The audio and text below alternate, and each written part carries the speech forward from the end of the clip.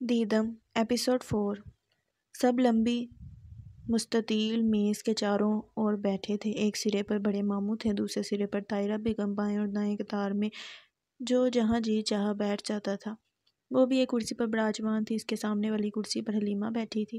میز پر کھانے چنے گئے تھے، بریانی، کباب، نہاری، مچھلی وغیرہ۔ اس نے اپنے لیے بریانی نکال لی جو اس نے بچپن میں پاکستان میں رہتے وقت کھائی تھی۔ پھر نہیں، سب اس کی طرف دیکھ رہے تھے کہ جانے وہ پاکستانی کھانا کھا کر کیا ری ایکشن دے۔ اس کے دائیں بائیں رابی اور روبا بیٹھی تھیں۔ میز پر چمچ پلیٹوں اور چبانے کی آوازیں تھیں۔ وہ چاولوں کی پلیٹ کو دیکھ رہی تھی جس میں نارنجی سرخ سفید چاول پڑا تھا۔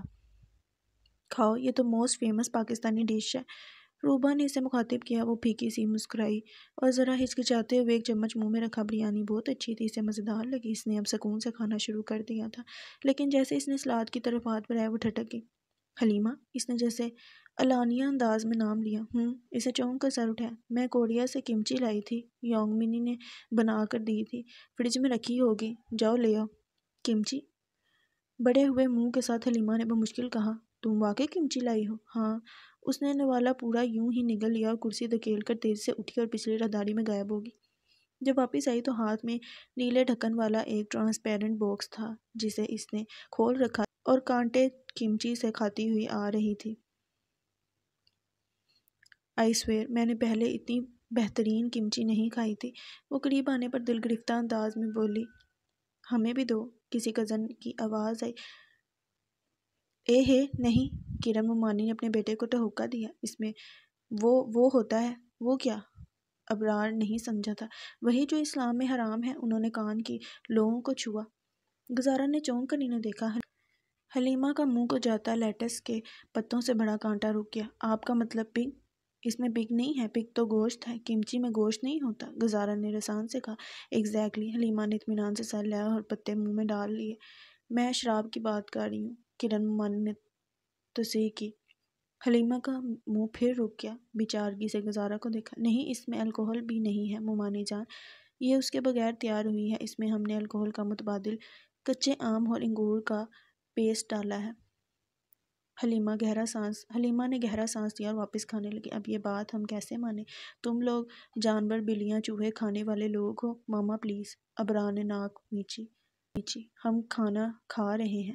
کرن بیگم نے سر جھٹک دیا۔ میں وعدہ کرتی ہوں یہ بالکل حلال ہے، آپ سب اسے کھا سکتے ہیں۔ اس نے اعلانیہ آگاہ کیا، جس پر سب نے سوائے مومانیوں کے اپنی اپنی پلیٹ میں کمچی لے لی اور کھانے لگے۔ وہ ایک ایسی چیز ہے جو منہ کے ذائقے کو دوام بخشتی ہے۔ اس کا مرچیلا ذائقہ اور کھٹا جوس انسان کی اشتہا کو تابناک کر دیتا ہے۔ وہ ڈبہ موقع پر ہی تمام ہو گیا۔ دوسرا ڈبہ حلیمہ نے رکھ لیا اور سب کو وارن کیا کہ کوئی اسے ہاتھ نہ لگائے۔ جو بھی ایسا کرتے دیکھا گیا وہ اپنی کسی قیمتی چیز کے ضیاع کا خود ذمہ دار ہوگا۔ جتنی وہ کرن کی چہیتی تھی، سبھی جانتے تھے کہ اس سے پنگا نہیں لینا۔ اس کے اٹھ کے چلے جانے کے بعد جب سب ہی قریباً چلے گئے، میز پر روشنا، مومانی اور طاہرہ بیٹھی رہ گئیں۔ روشنا ذرا سی ان کی طرف جھکی۔ بھابھی، شاہجہاں کب تک آئے گا؟ کیوں؟ وہ ٹھٹک گئی۔ ایسے ہی، وہ لڑکی بہت اتاولی ہو رہی ہے، اس لیے۔ کیا آج رات اس کی واپسی ہوگی؟ نہیں، آج آنا ہوتا تو اب تک آ جاتا، وہ صبح ہی آئے گا۔ مگر لگتا ہے یہ لڑکی اس کے لیے رات بھر انتظار کرے گی۔ بالکل بھی نہیں، کوئی بھی کسی کے لیے رات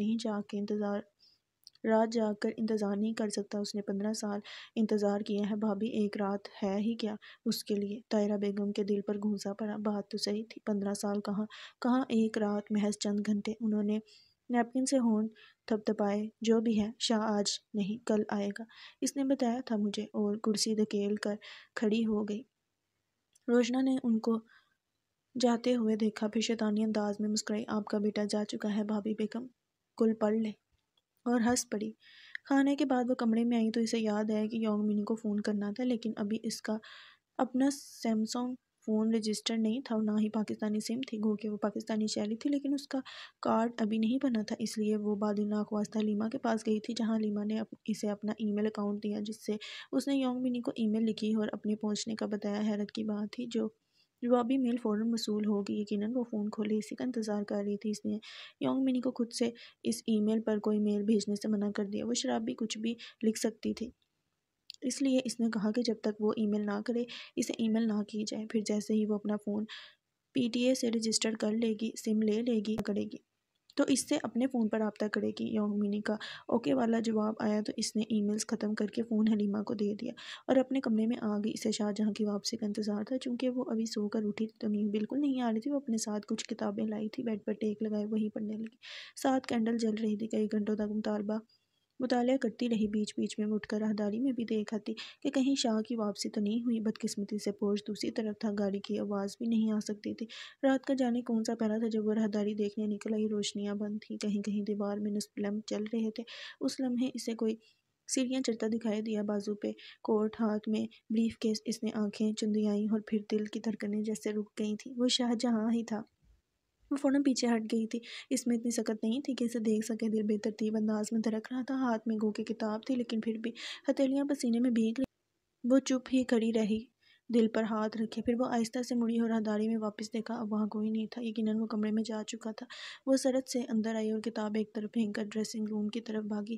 آئینے میں اپنا حلیہ دیکھا، اپنا سانس سونگھا، لبوں پر بام لگایا۔ وہ فریش تھی، اسے شاہ سے ملنا تھا۔ دبے قدموں سے باہر آئی، بلی کی چال چلتے یہاں وہاں نگاہ ڈالتی وہ کئی کمروں کے سامنے سے گزری اور ایک لمبی راہداری بور کی۔ مرکزی لابی کی دوسری راہداری کے عین درمیان شاہ کا کمرہ پڑتا تھا، جس کی بالکنی سامنے والے لون میں کھلتی تھی، جہاں سے دور قطار اندر قطار گھر نظر آتے تھے۔ وہ چلتے ہوئے سوچ رہی تھی کہ 15 سال پہلے جب میرا کمرے سے نکالتی تھی تب بھی وہ یوں ہی کسی زمان و مکان کی پرواہ کیے بغیر اس کے کمرے کی طرف چلی آتی تھی۔ نہ اندھیر راہداریوں سے خوف آتا تھا، نہ کوئی تنہائی ڈراتی تھی۔ شاید ایسا ہی ہوتا ہے، محبوب کے ٹھکانے کی طرف بڑھنے والے قدموں کو کوئی وحشت نہیں ہوتی۔ دروازے کے آگے پہنچ کر وہ ایک لمحے کو رکی، گہرا سانس چھوڑ کر ایک نظر آگے ڈالی، ایک پیچھے ڈالی، پھر انگلی کے جوڑ سے ہلکی سی دستک دی۔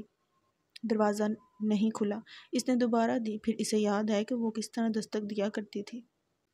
اس نے اسی انداز سے دی، دھیمی دھیمی مگر مسلسل دستک، جیسے وہ کوئی چیز ٹھوک رہی ہو۔ وہ ابھی شاور لے کر نکلا تھا، سفید رنگ کی آدھی آستینوں والی ٹی شرٹ پہنے، ڈھیلا سا ہم رنگ ٹراؤزر۔ وہ تولیے سے بال خشک کر رہا تھا جب یہ دستک کانوں میں پڑی اور پھر وہ لمحے کے 1000ویں حصے میں پیچھے چلا گیا۔ 15 سال پہلے اس کا حلق جیسے خشک ہو گیا۔ تولیہ ایک طرف رکھ کر وہ چھوٹے چھوٹے اور خوفزدہ سے قدم لیتا دروازے کی طرف آیا۔ دل ایسے دھڑک رہا تھا جیسے دروازے کے پار وہ نہیں، کوئی اور غیر مرئی مخلوق ہو۔ ناپ پر جب اس نے ہاتھ رکھے تو ہولے ہولے لرز رہے تھے، جیسے اس ڈر سے کہیں گھر والے جاگ نہ جائیں۔ اس نے نوب گھما دیا، کلک کی آواز ابھری اور پردہ ٹوٹ گیا۔ اس کی پہلی نگاہ جھکی تھی۔ اسے لگا تھا جیسے وہ آج بھی 3.5 فٹ کی گزارا ہوگی، لیکن وہاں گزارا نہیں تھی۔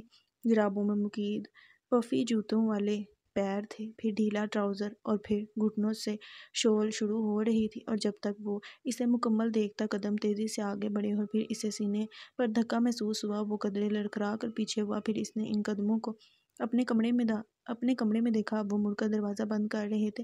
جیسے وہ پلٹے، اس نے دیکھنا چاہا لیکن وہ قدم بجلی سے تیزی سے آگے آئے اور 2 قدم کے فاصلے پر رک گئے۔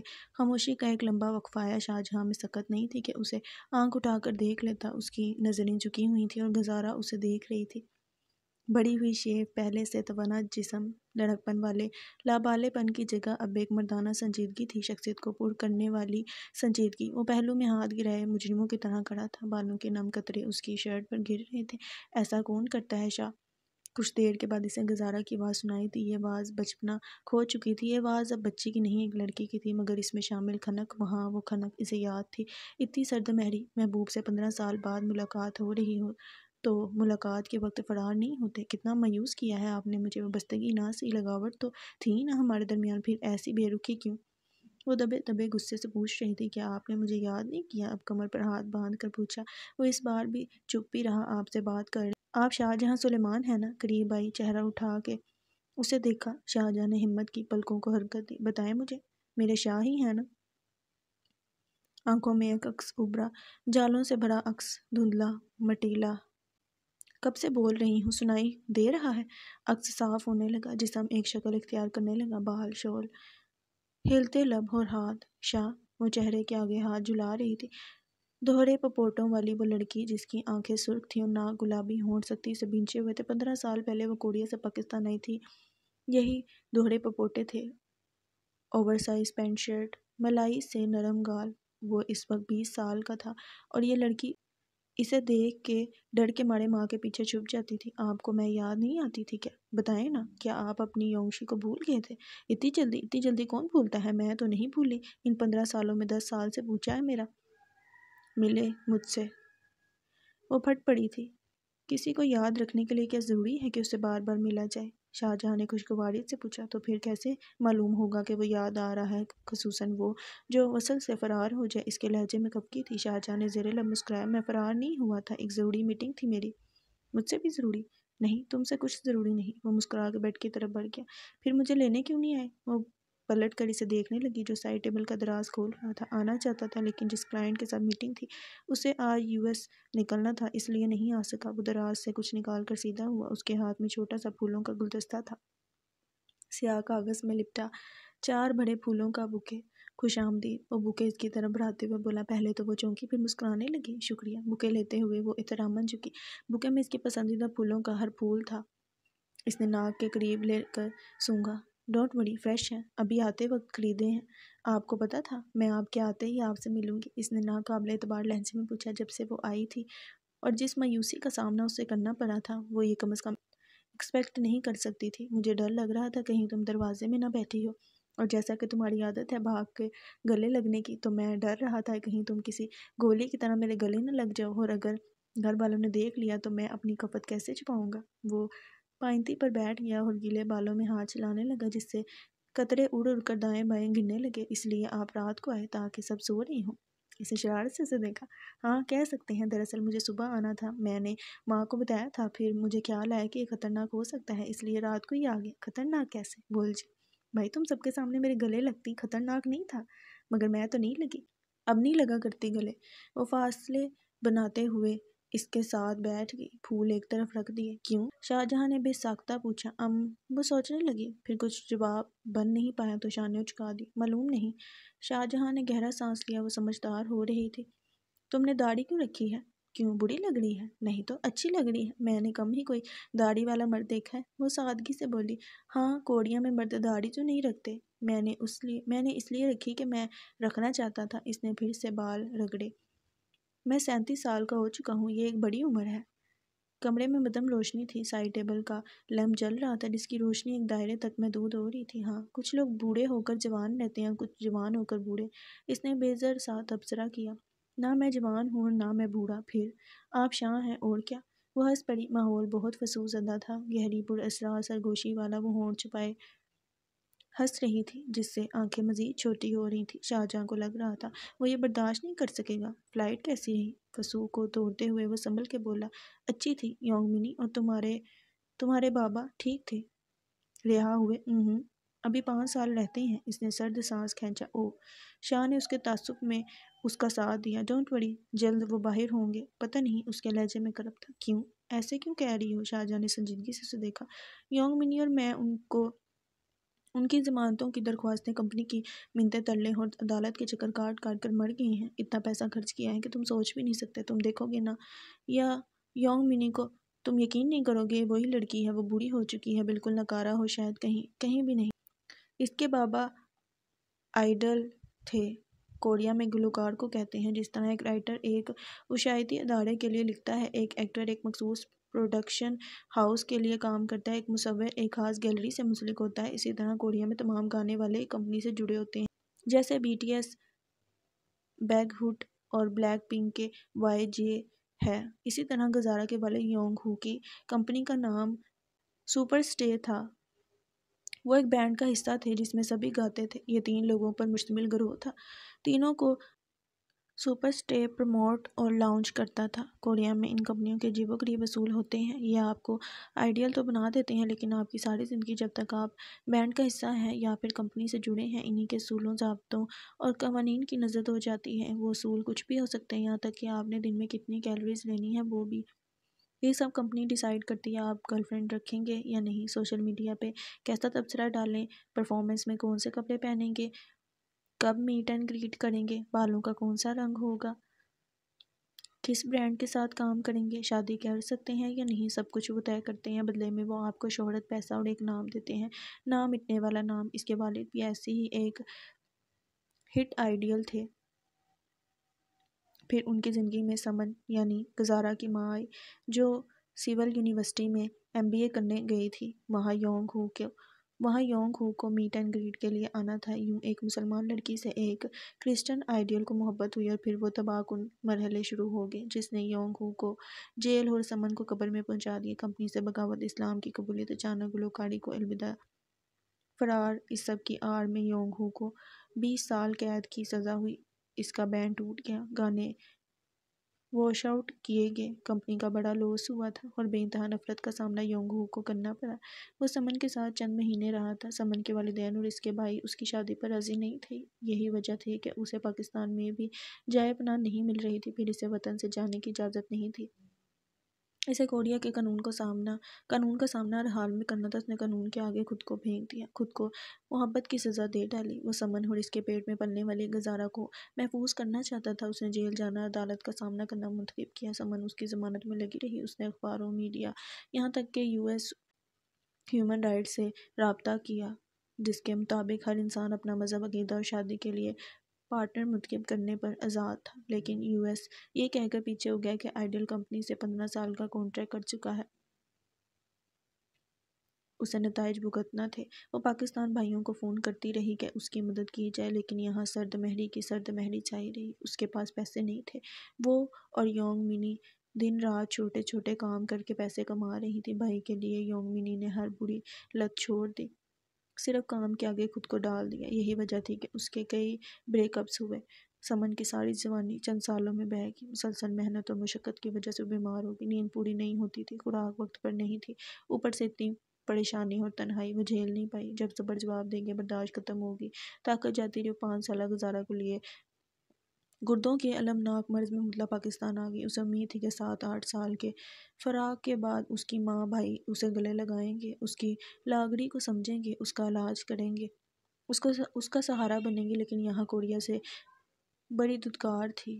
اس نے نہ صرف محبت کا جرم کیا تھا بلکہ ایک غیر مسلم سے محبت، پھر شادی اور پھر بچے کا جرم کیا تھا۔ یہ جرم پاکستان کے معاشرے میں ازل سے ناقابل قبول تھا۔ اسے کوئی سراہ نہیں ملی، کوئی سہارا نہیں ملا۔ وہ اور دھتکاری گئی، اس پر لعنت ملامت کی گئی، اور پھر ایک رات وہ گشی میں گئی اور پھر کبھی نہیں لوٹی۔ اس کے خراب گردے فیل ہو کر اس کی جان لے چکے تھے۔ اس کی موت پر یونگ منی نہیں آ پائی تھی۔ اسے مقامی قبرستان میں دفنا دیا گیا اور ننھی گزارا تنہا رہ گئی۔ 2 سال بعد یونگ منی آئی اور گزارا کو لے گئی۔ اب وہ 15 سال بعد 22 سال کی نوجوان لڑکی بن کر آئی تھی۔ وہ چپ تھی، کئی لہجوں سے چپ۔ شاہجہاں نے اس خاموشی کو نہیں توڑا تھا۔ ایسا کیوں ہوتا ہے شاہ؟ فرش پر گرتی لیمپ کی روشنی کو دیکھتے ہوئے آہستہ سے بولی، جو ایک دوسرے سے محبت کرتے ہیں ان کو ہی ہمیشہ سزا کیوں ملتی ہے؟ محبت کرنا نہ جرم ہے نہ کوئی گناہ، پھر تقدیر کیوں دو محبت کرنے والوں پر اس قدر نامہربان ہوتی ہے؟ جب ساری کائنات کی بنیاد محبت پر رکھی گئی ہے، جب ہر تعلق، ہر واسطہ محبت ہی محبت ہے، تو پھر اتنی شفقت کیوں ہے؟ زمانہ، معاشرہ اور تقدیر یہ دو پیار کرنے والوں کو کیوں نہیں ملاتی؟ وہ گہرے شکوے سے پوچھ رہی تھی۔ اس کے چہرے پر اداسی کے بادل تھے۔ کتنی داستانیں ہم نے پڑھی ہیں، کبھی کوئی بھی عاشق محبوب کو خوشگوار اختتام نہیں ملا۔ دو محبت کرنے والوں کو اختتام اچھا کیوں نہیں ہوتا؟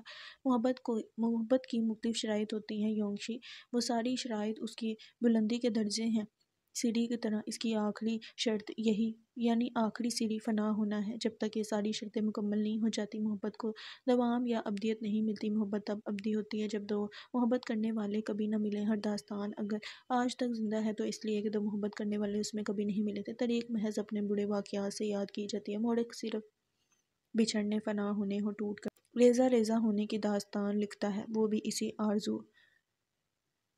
بھی اسی ازردہ آواز میں بولا تھا، لیکن کیوں؟ اس نے دفتن سر اٹھایا۔ کیا یہ ظلم نہیں؟ وہ اس کی آنکھوں میں دیکھ رہی تھی۔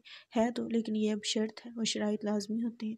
اس نے سرد سانس کھینچا۔ گزارا کی آنکھوں میں اب ایک عجیب سا تاثر تھا، محبت سے نفرت کا تاثر۔ کیا سمن اور یونگ کی محبت کو ابدی کرنے کے لیے تقدیر نے یہ سارا کھیل رچایا تھا؟ ہاں، شاید۔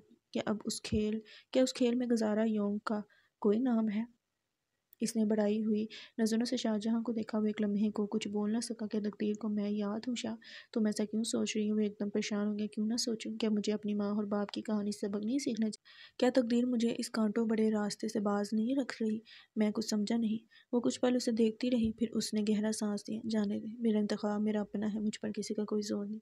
کیا ہوا ہے یونگشی؟ اس نے تشویش سے اسے دیکھا۔ مجھے بتاؤ۔ وہ سیدھی ہوگی۔ کچھ نہیں، بس ایسے ہی۔ ماں آپا کی لو سٹوری بہت ہارٹ بریکنگ ہے، اس لیے مجھے ہمیشہ اداس کر دیتی ہے۔ وہ آنکھ کا بھیگا گوشہ صاف کر رہی تھی۔ شاہجہاں نے سمجھ کر سر ہلایا۔ پتہ ہے شاہ، میں تمہیں بہت یاد کیا۔ ہر وہ پل جس میں مجھے تکلیف ملی، میں نے ہر آہ میں تمہارا نام لیا۔ میں اور یونگ منی سارا دن کام کر کے جب رات کو کمرے میں اپنے اپنے بستروں پر لیٹتی تھی، تب ایک لمبی خاموشی ہوتی تھی۔ وہ کمسوں کا نام لیتی تھی اور میں ہمارے غم ایک جیسے نہیں تھے لیکن زخم ایک جیسے تھے۔ میں سوچتی تھی کہ میں کب تمہارے پاس آؤں گی، کب میری اتنی استطاعت ہوگی کہ میں یہاں آ سکوں۔ تم نہیں جانتے میں نے بہت تکلیف اٹھائی ہے، یہاں تک آتے آتے ایک اذیت گزاری ہے، میں محسوس کر سکتا ہوں۔ وہ اسے مان دے رہا تھا، اس لیے میں دروازے کے باہر کچھ قدموں کی آواز آئی، کوئی آ رہا ہے۔ وہ گھبرا کر بولی، شش۔ شاہجہاں کھڑا ہو گیا، قدم دروازے کے پاس ختم ہو گئے اور پھر ہلکی سی دستک ہوئی۔ گزارا بری طرح اچھلی اور ہراساں انداز میں اس کے پیچھے چھپ گئی۔ ماں ہوں گی، چیک کرنے آئی ہوں گی، وہ بے حد دھیمی آواز میں کہہ رہا تھا۔ اب اس نے خوفزدہ لہجے میں پوچھا۔ دستک 3 دفعہ ہوئی، پھر ختم ہو گئی۔ اگلے ہی لمحے قدموں کی آواز دوبارہ پیدا ہوئی، دھیرے دھیرے دور جاتے ہوئے سنائی دی۔ جب وہ نہ سننے کی حد تک ختم ہو گئی تو شاہجہاں نے اسے آہستہ سے عقب سے باہر نکالا۔ ماں ہی تھی، جب میں آتا ہوں وہ اسی طرح آتی ہیں، 3 دفعہ دستک دیتی ہیں، اگر میں نے دروازہ کھول دیا تو حال احوال پوچھتی ہیں، نہ کھولا تو چلی جاتی ہیں۔ وہ چلی گئی ہیں۔ اس نے آنکھیں بند کر کے سکون کا سانس لیا۔ اب تم جاؤ، بہت رات ہو گئی ہے۔ اس نے سر ہلایا اور چادر اچھی طرح اوڑھ کر بیڈ سے بوکے اٹھایا اور دروازے کی طرف بڑھ گئی۔